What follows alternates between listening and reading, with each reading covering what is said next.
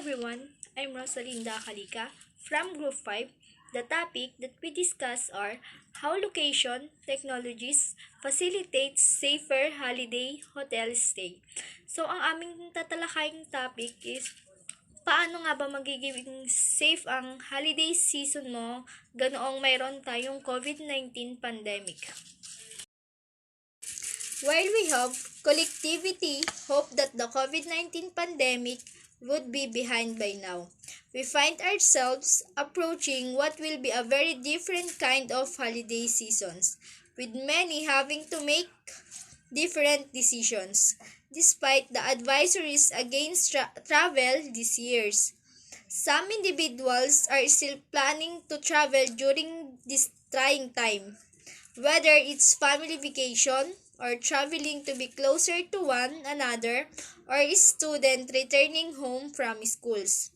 Many of these travelers may choose to stay at hotel rather than with their families or friends in order to try to keep the season as the safe as possible. So habang mayroon tayong kinakaharap na COVID-19 pandemic, nasa isip pa din natin ang pag-celebrate ng holiday seasons or vacation or traveling to one another. Dahil sa ating mga kapwa Pilipino ay hindi na mawawala ang mga ganitong okasyon. Atin na itong kinasanayan, kaya lang mas magiging mahirap ang pagdidesisyon nito dahil kailangan nating isaalang-alang ang ating safety dahil mayroon tayong pandemic na kinakaharap ngayon.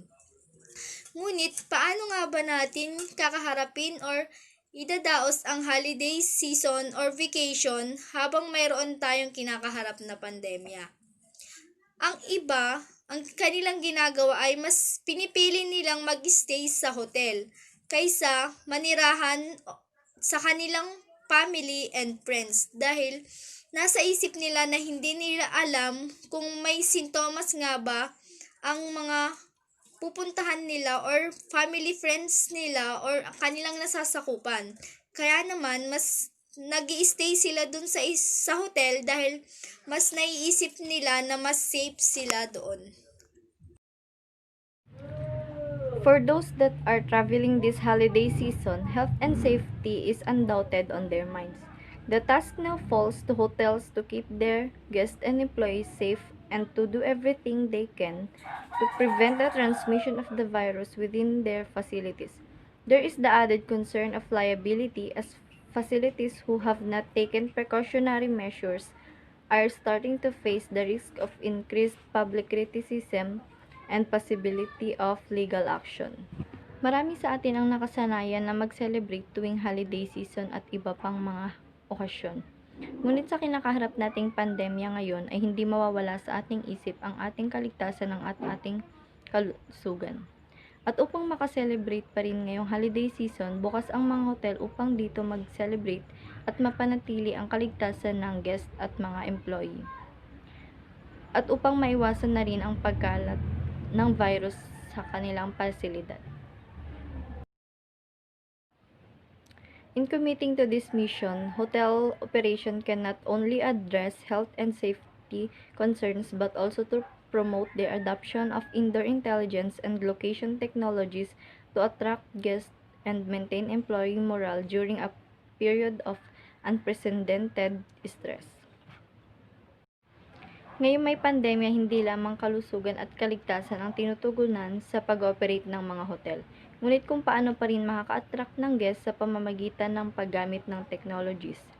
Sa tulong ng makabagong teknolohiya ngayon, ang mga hotel pa rin ay nakaka-attract ng mga guests sa pamamagitan ng paggamit ng mga website. At kung paano panatilihin ang employee morale ngayong tayo ay may kinakaharap na pandemya upang mas magawa nila ang kanilang trabaho sa maayos na pamamaraan. Ayon sa Dominion System, there are 4 ways to boost employee morale during COVID-19. Number 1 is keep an open communication. Sa panahong may kinakaharap tayong pandemya ngayon, importante pa rin ang open communication ng bawat isa. Dahil ang ibang employee ngayon ay wala sa kanilang office environment at nagtatrabaho through their home. Kaya, importante ngayon malaman ang saloobin ng bawat isa. There are example of a question na upang malaman kung ano nga ba ang saloobin nila ngayong nagtatrabaho sila during COVID-19. Number 1 is, how are you feeling about your job, manager, or coworkers? Number 2, are you facing any challenges? How can I help? Number 3, are you happy at work? How can I help? Mga example na question upang malaman at matulungan natin ang employee sa panahon ngayong may COVID-19 pandemic. Number 2 is be flexible. Gaya ng nasabi ko kanina, ang ibang employee ay nagtatrabaho through their home. Ang kailangan ng isang employee na maging flexible upang mas matugunan pa rin niya ng maayos ang kanyang trabaho kahit na siya ay nagtatrabaho through their home. At kung mas mag-exert pa siya ng effort sa kanyang trabaho, ay ma-appreciate ito ng kanyang mga coworkers. Number 3 is celebrate. Focus on the good things. Sa tulong ng technologies ngayon, may paparamdam pa rin ng mga employee na masaya sila na i-celebrate ang mga bagay na nangyayari sa flow ng pagtatrabaho nila sa pamamagitan ng mga technologies. At ang ano dito is yung Zoom. Maaari pa rin silang makapag-celebrate through technologies with the use of the Zoom, mas may papakita pa nila na kahit sa virtual ay maayos pa rin sila ngayong may COVID-19 pandemic.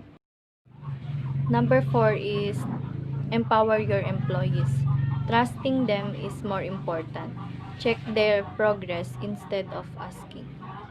Sa panahon ngayon, ito yung panahon na mas i-encourage natin yung mga employee upang mas mahasa pa ang kanilang mga skills kahit na tayo ay may kinakaharap na pandemya.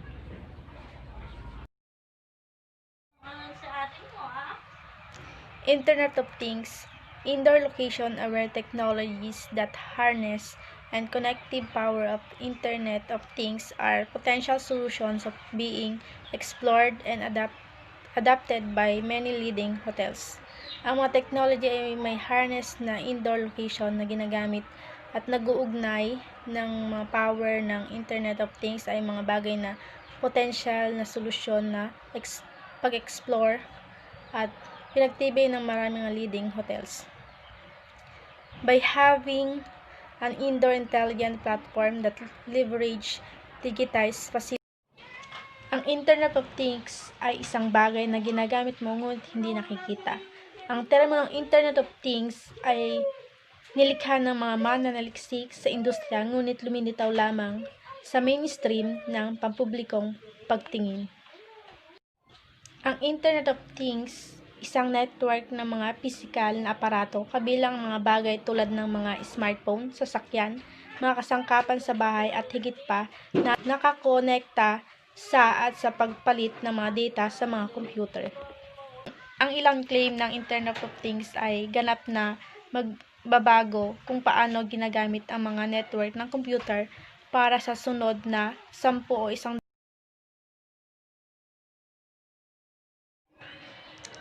Indoor intelligent and lot of technologies span a wide range of connected systems that make buildings smarter and placing them on detailed.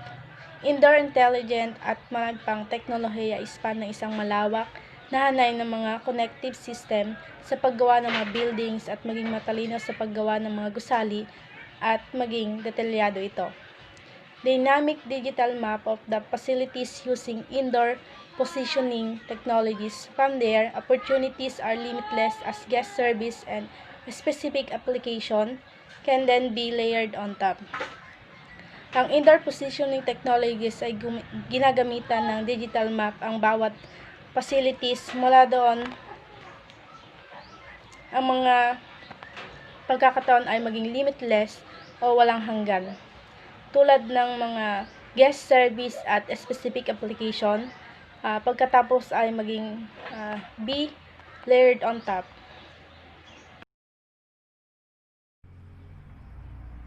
Indoor intelligence technology be used to show both historical and near real-time visualization of how people are moving through indoor spaces, helping you to make informed decision about health and safety. By using intelligent way-finding solution, location-aware mobile apps can give both guests and employees to make to less congested areas facilitating social distancing. In a world of contactless delivery and curbside, pick-up lot technology is of critical importance to the hospitality industry. For those hotels that have not already implemented contactless check-ins, the time for adoption is now in their search for safe accommodation during these stressful seasons.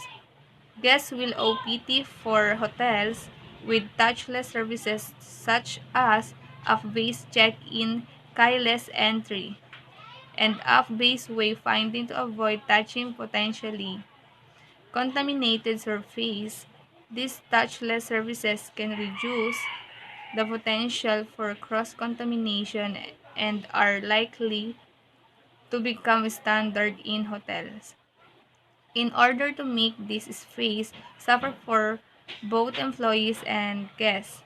For example, for those hotels that have not implement contactless check-ins, ito na yung time para i-adapt natin yung ganitong system, lalo na sa panahon na ito na uso ang virus.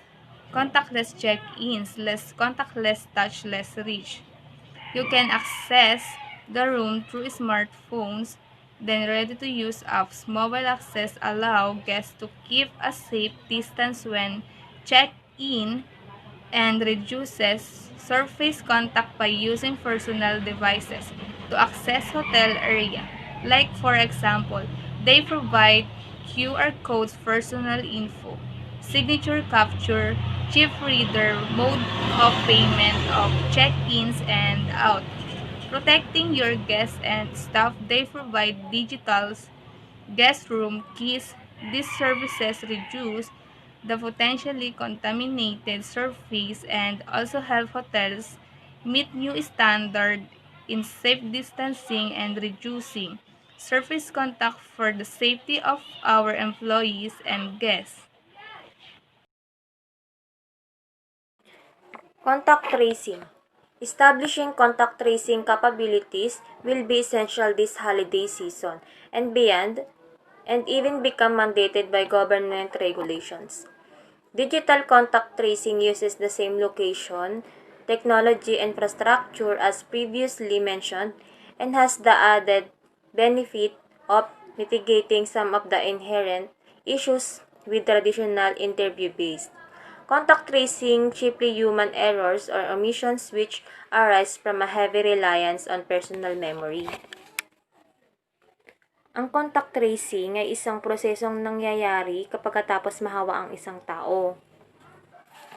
Dahil sa panahon ngayon, ang COVID-19 virus ay mas madaling kumakapit sa tao at mas mabilis din lumilipat sa iba pang tao. Siyempre, para mapabagal yung pagdami o pagkalat ng virus, kailangan nating sumunod sa patakaran, rules ng gobyerno, nang sa gayon